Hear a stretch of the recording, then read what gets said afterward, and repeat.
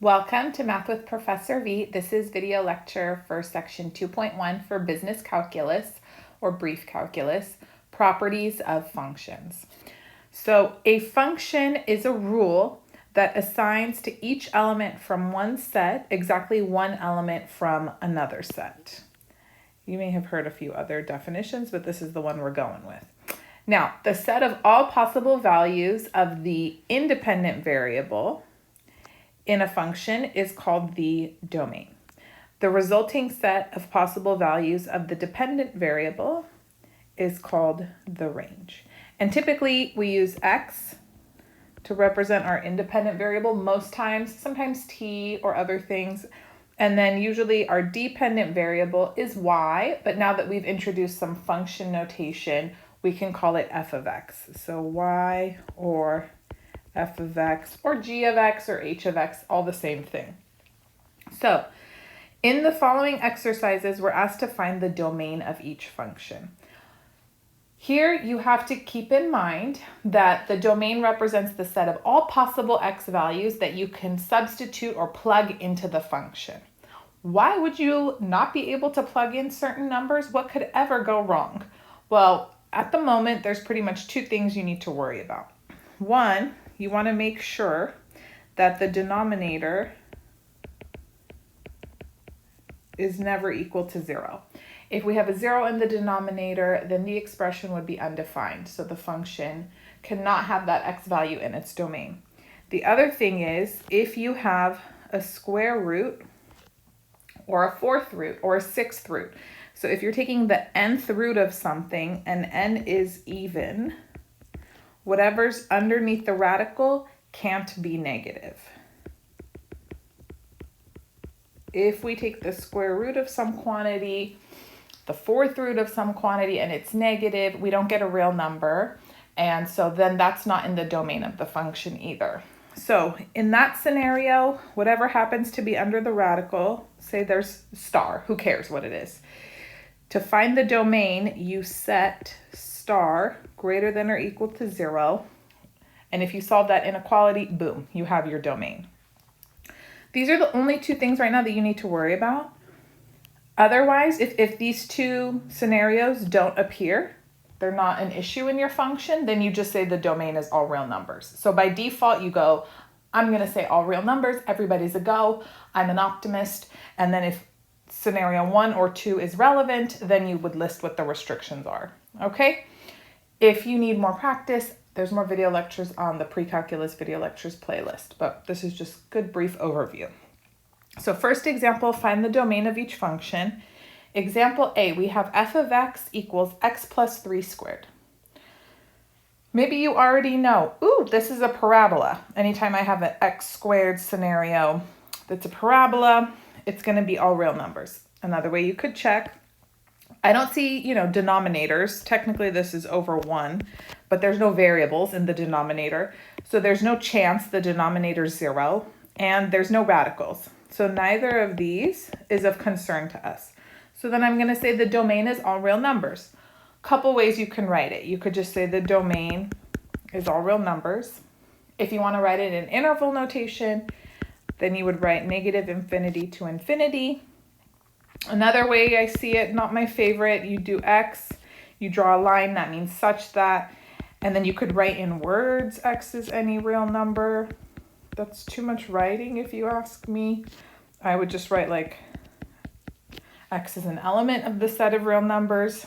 If you hate that though, I think these two are your best options. Okay, good. Here's another example. F of x equals the square root of 3x minus 5. Okay, anything we need to worry about? Yes, here we have a radical. And what's n? Is n even? N is 2. When we don't write anything there, n is 2. So I need to make sure that whatever's underneath the radical, this is my star. 3x minus 5 is my star. I need to make sure that that is greater than or equal to 0. Okay, if you solve this inequality for x, boom, you have your domain, truly. So add 5 to the other side. 3x is greater than or equal to 5. divide by 3, x is greater than or equal to 5/3. If you were to write this in set builder notation, you would say domain is the set of all x's. That vertical line, the way you read it out loud is you say such that. Such that. And then you put the condition that we just found here. X is greater than or equal to 5/3. Okay, if you're asked for interval notation, then I'll show you, you can graph it momentarily. I know nobody asked for a graph, but it might help you. And then you would look at this inequality, x greater than or equal to 5/3. Here's 5/3, yes. We would include it, and greater than or equal to means we shade to the right, including that little arrow. So in interval notation, you would write this as 5/3, comma, infinity. Since I'm including 5/3, that's why I put a bracket. So when your inequality is greater than or equal to or less than or equal to, you put a bracket. If it's just strictly greater than or less than, that's when you put parentheses. And infinity always has parentheses. If you need a review of inequalities and interval notation, I have a video. I'll link it here, so just click in the top right. Okay, that's done. So just pay attention to the directions of the problem if they care how you write the domain. Usually, like, if it doesn't specify, do whatever's easier for you, you know. I really wanted this to straighten up. It's giving me, oh, there we go. It's concerned. Okay, moving on. Example C, let's find the domain for f of x. It's 4x over x squared plus 3x plus 2. So no square roots, that's good. But, ooh, there's variables in the denominator. And remember, we have to make sure the denominator is never 0. So I don't want x squared plus 3x plus 2 to equal 0. What values are going to be problematic? I can't tell until I factor. So this factors into x plus 2, x plus 1 equals 0.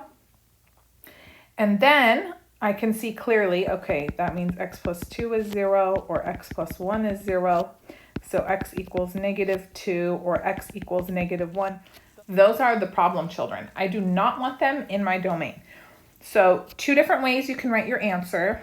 Easiest is set builder. Domain is all x's such that x cannot equal -2 or -1. And by writing it this way, we assume every other real number is good to go. I've just listed the restrictions. If they ask for interval notation instead, okay, then I'll show you how to do that. So again, we're going to graph just to help you visualize. What does this domain mean? It means everybody except -2 and -1 is a go. So here's -2, here's -1. Everybody except them is okay. So I'm going to put a circle here and here, and then shade the rest of the number line, right? Because that's basically what it's saying. You can substitute in any other value for x besides these two. So how would you write out this in interval notation? Well, see how there's 3 separate pieces that I shaded? There's this piece, and this piece. So I have to write it as 3 intervals joined together. This first one goes from -infinity to -2. I'm putting parentheses because it's an open circle. Union, -2 to -1, parentheses on both those. Union, -1 to infinity. And it always has to read from left to right. So you can't, I don't know, do this one and then put union. No. Okay, so this should match the way you look at the graph, left to right, okay? Obviously, this is a little more work, okay? But just be ready. In calculus, we typically work with interval notation more, okay? So if you need to check out that algebra video I linked, no shame in the game, you know? I'll put it in the description too. Okay, example D, here we go. Square root of 3 over x minus 2. Okay, this is a little different. We've got basically 2 things to worry about because we have a radical and we have variables in the denominator. Just to help you out, you know what I'm going to do? I'm going to rewrite f of x as square root of 3 over square root of x minus 2. Okay? Yeah, you can split a radical over division like that. Absolutely. Not over addition and subtraction, but division, go for it. So I'm not going to pay any attention to the rad 3. It has no bearing on the domain. Just like, this 4x, did I mention him? Nope. No relevance. I just need to make sure of two things. One, whatever's underneath this radical better not be negative, right? No square roots of negative numbers. Also, I don't want this to be 0 either. So I can actually take care of both issues with one fell swoop. All I require is for x minus 2. That's basically like the little star, right, that I referred to earlier. The stuff underneath the radical has to be greater than 0. Not greater than or equal to this time. I want you to notice the difference. Over here in example B, we had 3x minus 5 greater than or equal to 0 because this was not in the denominator. So it's cool if it equals 0. Square root of 0 is 0. It's fine. This is problematic if it's 0 because it's in the denominator. So how do I deal with that problem? I just drop the or equal to part. Okay, it's no longer an inclusive inequality. It's a strict inequality. That's what we call them. And that's fine. So I'm just going to solve for x now. That means x has to be greater than 2. Fab. You could write the domain x such that x is strictly greater than 2, or should you be required to do interval notation, you would have parentheses 2 comma infinity. Either one. Okay. Very good. Now let's look at some graphs, not the equations of functions, and determine their domain and range. Okay. So remember, domain typically describes the set of all inputs, which are x's in this case, and then the range describes the set of all y values or outputs from our function. So when you're looking for the domain, since it describes the set of x's, you want to go from left to right. From left to right. So going from left to right, what's the first x value that your graph takes on? It's right here at -5. And you see how there's no arrow. I made a big fuss in the last video. When we were graphing lines, you better put arrows, because if you don't, it means that's where it starts or stops. It doesn't keep going. So the domain starts at -5, and then we're going left to right. It keeps going. This arrow means it goes up forever, and it's going this way forever, if you think about it, right? If it keeps going up, up, up, it's going out, out, out. We just can't see it. So the domain is going to go from, I'm including -5, so it gets a bracket all the way to infinity. Always parentheses on infinity. Good? So domain is x's, you give x values. Now, the range describes the y value. So now you're going to go from the bottom to the top, down and up. What's the first y value the graph takes on? What's the y value right here? It's 0, isn't it? And then it goes up, up, up, up, up forever. So range is going to go 0 with a bracket to infinity. Good? Yes, very good. Okay, next one, example B. Look at this wiggly little thing. What are you doing? But I'm noticing, oh, there's an arrow here and an arrow here. So that means it continues onward and upward forever.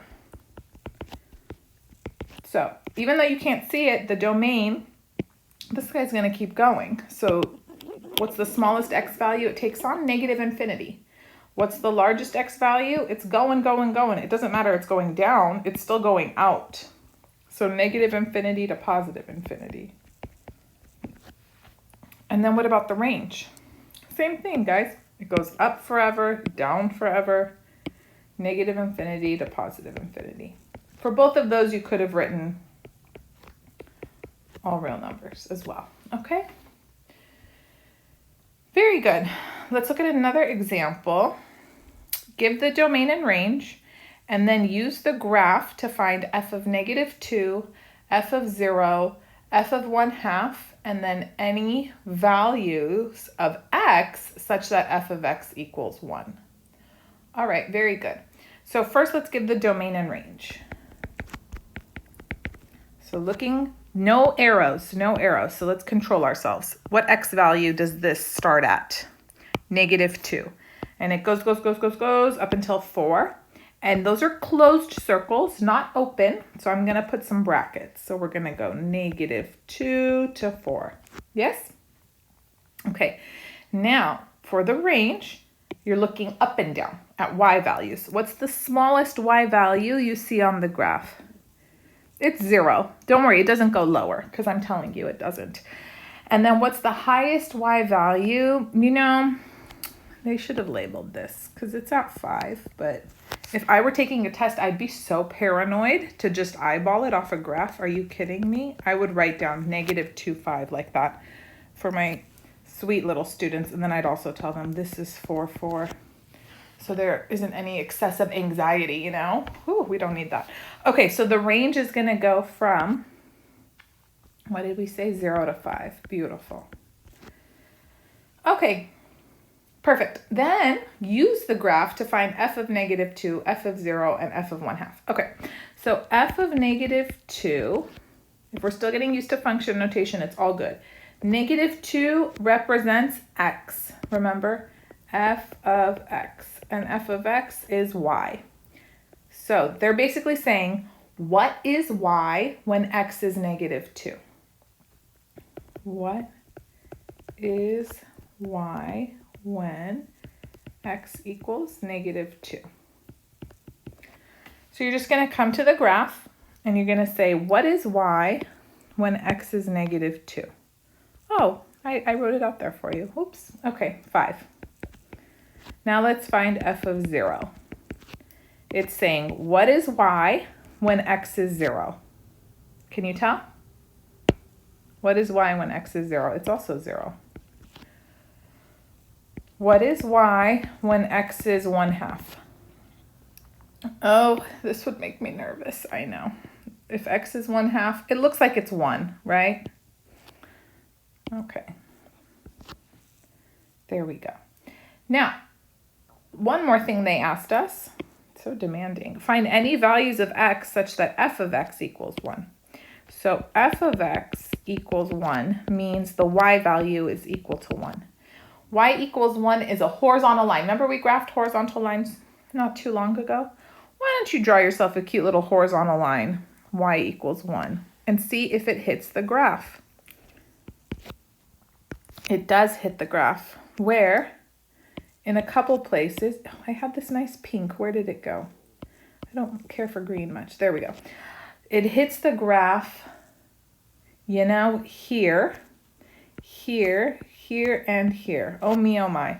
So what it wants to know is, what are the x's where y is equal to 1? And I'm looking and it looks, there's about 4 of them, okay? And you know, I don't think this should be on a test unless it was labeled more precisely, because I would be a paranoid student right now. So we're just going to eyeball. We're going to eyeball and it's fine. Here, what does this look like? I mean, if this was 1/2, maybe that looks like half of it. We'll just say -1/4, okay? So we'll say y is equal to 1 when x is -1/4. This one we already talked about. This is +1/2. Who's this? 5/4? 1 1/4, you know? Okay. State your case. I think there's some wiggle room here on this one.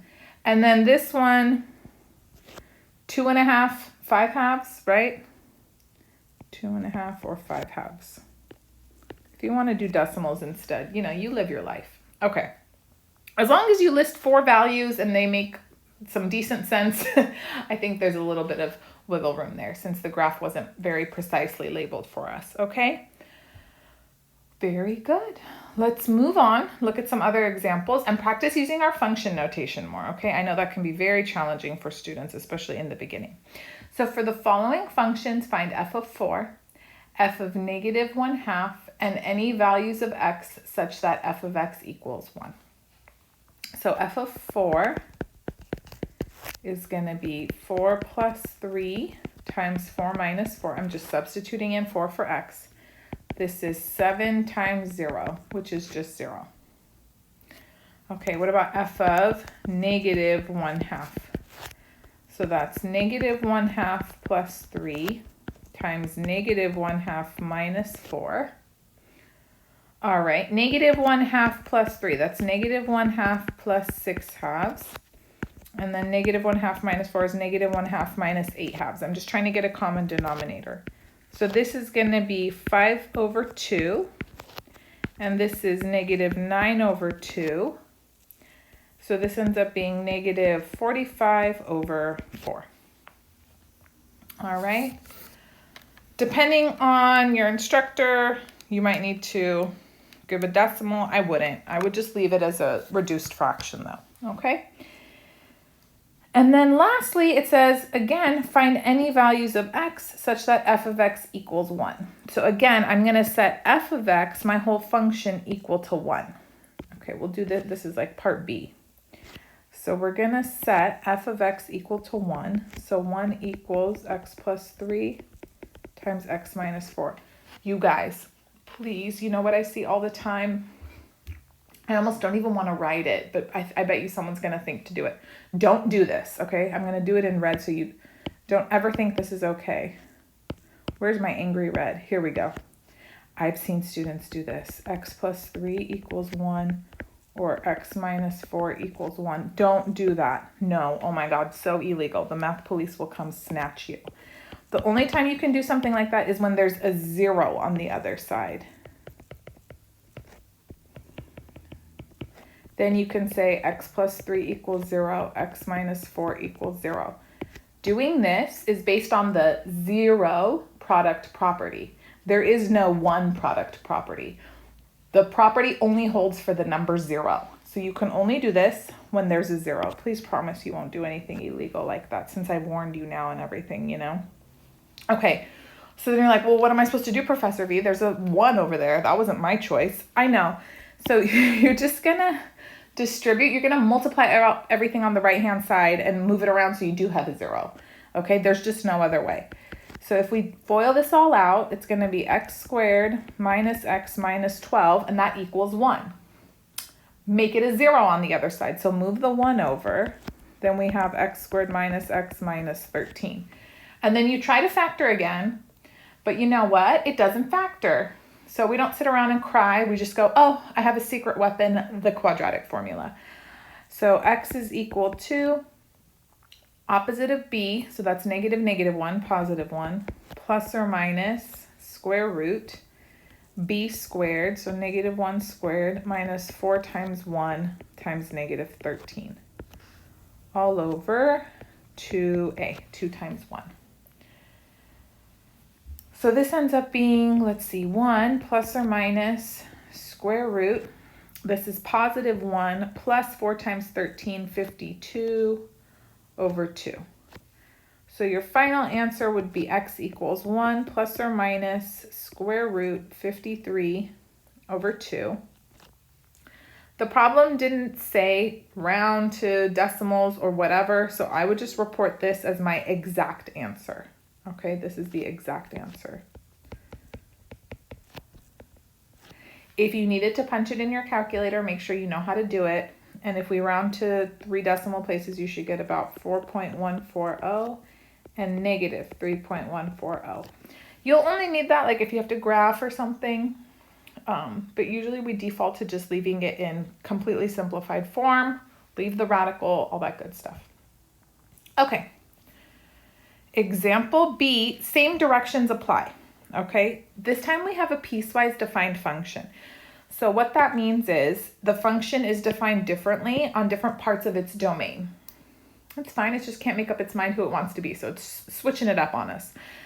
It's x minus 4 over 2x plus 1 for all x's except when x is negative 1/2. But any other number, you're using this function. If x is negative 1/2, f of x is equal to 10. That's what they're telling us, okay? Don't question it. So let's find f of 4. How do I do that? Well, 4 falls into this category. 4 is not equal to negative 1/2. So I'm just going to plug in 4 for x here. So that's 4 minus 4 over 2 times 4 plus 1. That's 0 over 9, which is 0. Okay, and then next thing we need is f of negative 1/2. Well, what do I do with this? I can't plug it in here. This is only for x is not equal to 1/2, and that's exactly what x I have. So I come down here. If x is negative 1/2, they're telling me f of x is 10. Nowhere to plug it in. It's just 10 because they said.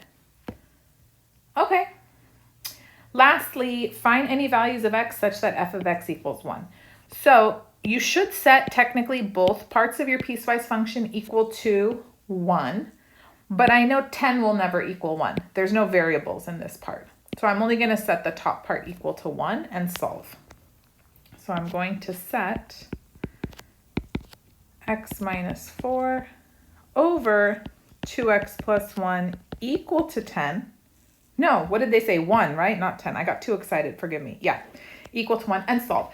So when you're solving from here, you could think of cross multiplying or just multiplying both sides by the denominator, in this case 2x plus 1, to get rid of it. So I'm going to multiply 2x plus 1 on both sides. Then this cancels. And then I have x minus 4 equals 2x plus 1. Okay, let's see. If I let me put the x's on the right so that they stay positive. Negative 4 equals x plus 1. Subtract 1, negative 5 equals x. So x equals negative 5. When x is negative 5, f of x is 1. You could say this ordered pair is on the graph. All right. Very good. Now, let's practice a little more with function notation and inputting expressions, not just constants. Look at us getting fancy.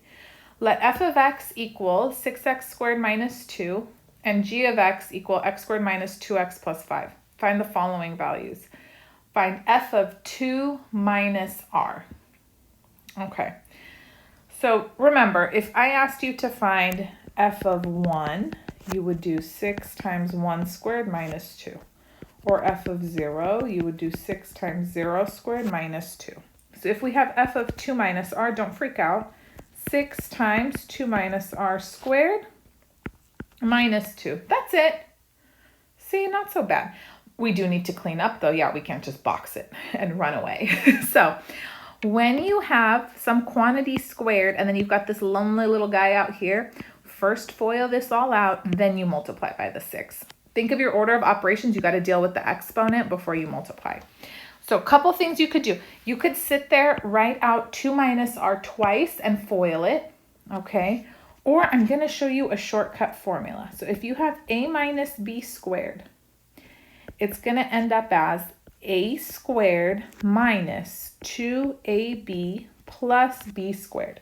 You could check, right? A minus b twice, FOIL, you're going to get the same thing. Here's the rule. You square the first term. Whatever sign is in the middle, bring it down. You multiply these two guys by each other and then double it. 2ab. See that? A times b, double it. Square the last one. It's always a plus because whether or not this is a minus or a plus, two of them makes it positive. Okay? So let's practice using this little formula for 2 minus r squared. So you leave the 6 outside. Here we go. Square the first one, 4. Keep the sign the same in between. Then you do 2 times r and double it. So 2r times another 2, 4r. Then the last one's always plus r squared. Minus 2 hanging out back there. Okay, then we have here this 6, which needs to get distributed. So hop to it. This is going to be 24 minus 24r plus 6r squared minus 2. And then, yeah, let's put it in descending powers. 6r squared minus 24r plus 22. Et voila. Don't factor it again or anything like that. They didn't ask us to do such a thing, so you're not getting paid to do extra work. Stop. Okay. How was that? Yeah, a little spicy. Okay. Let g, now we're going to find g of negative 5 over z. Yeah. So we're going to substitute in for x, negative 5 over z, but we're using the other function this time, g of x. Here we go. So g of negative 5 over z. I cross my z's so as not to confuse them with my 2's. So that's going to be negative 5 over z squared minus 2 times negative 5 over z plus 5. Did you notice I'm putting the negatives in the numerator? So in math, when you have a fraction and it's negative, okay, you've got one minus sign outside. You could put it in the numerator. If you see it in the denominator, move it out of there. We don't leave them down there, okay? So take it out, either move it in the top or you could put it out front. What you cannot do is put it in both places because then it cancels, right? Now you've added a whole extra negative that wasn't there. You only got the one. You only got the one. So this is a over b. So don't be adding extra ones. But when you're simplifying stuff, it's usually easier when it's in the numerator. So that's why I just kind of like a little, robot. I just default put them there. Okay, let's clean up. So we have to square this guy. That means you square the top, you square the bottom. Negative 5 squared is going to become positive 25 over z squared. Okay. Negative 2 times 5, that's going to be positive 10 over z. Z stays in the bottom. Plus 5. I would just leave it like this. Okay. Very nice. Shall we move on? One last one. For the function f of x equals x squared minus 3, find f of x plus h minus f of x over h. This right here is called the difference quotient, and it has a meaning in calculus that comes up later. But right now, let's just practice simplifying f of x plus h minus f of x over h, where they gave us this function here. Okay, let's set it up. Let's set up the numerator. F of x plus h.